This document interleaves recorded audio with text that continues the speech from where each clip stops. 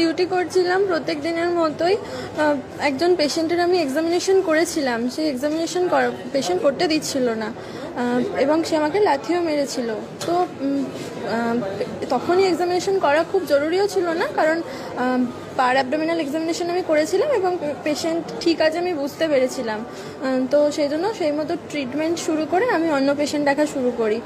পেশেন্টের বাড়ির লোক আমাকে বলে যে আপনাকে মেরেছে, তাতে আপনি মরে তো যাননি, আপনি আবার দেখুন, আপনার মার খান যাই খান আপনার দায়িত্ব, এটা আপনার চাকরি। তো আমি তাদেরকে বলি যে অলরেডি 5:30 6টা বাজতে যাচ্ছে, ভিজিটিং আমার 6টায় শেষ হলেই আমার ম্যাডাম এসে উনিকে আবার চেক করবেন। তখন উনি বলেন আপনি যদি এত অসুস্থ হন তাহলে আপনি বাড়ি গিয়ে কম্বল মুড়ি দিয়ে শুয়ে থাকুন।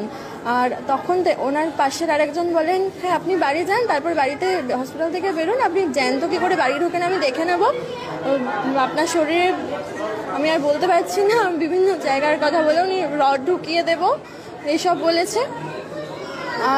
আর একজন আমার হাত মুচড়ে দিয়েছে, উনি বলছেন যে উনি পুলিশের খুব বড় অফিসার আর পার্টিরও নেতা, আমি কি করে জ্যান্ত বাঁচি উনি দেখে নেবেন।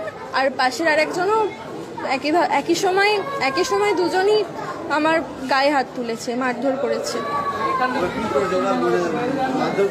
একজন আমার হাত মুছড়ে দিয়েছে আর একজন আমার কাঁধের এই জায়গায় মেরেছে, থাপ্পড় মারার চেষ্টা করেছিল, আমি মাথা সরিয়ে নিয়েছিলাম, আমার এই জায়গায় এসে পড়েছে।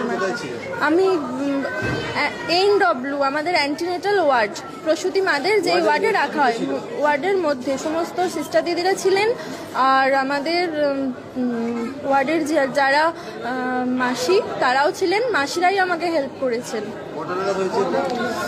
এক্স্যাক্ট টাইম তো বলতে পারবো না, 5:30 পৌনে 6টা।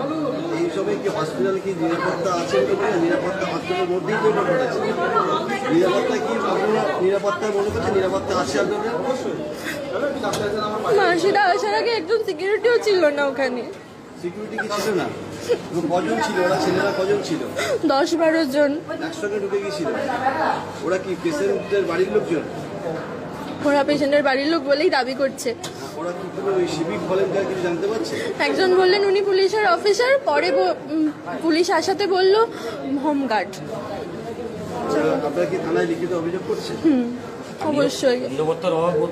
অবশ্যই ওরা তো বলেই দিচ্ছে যে আপনি হসপিটালের বাইরে বেরোলে মারধর করবে, রড ঢুকিয়ে দেবে। সবাইকে জানিয়েছি, আমার স্যার জানিয়েছেন।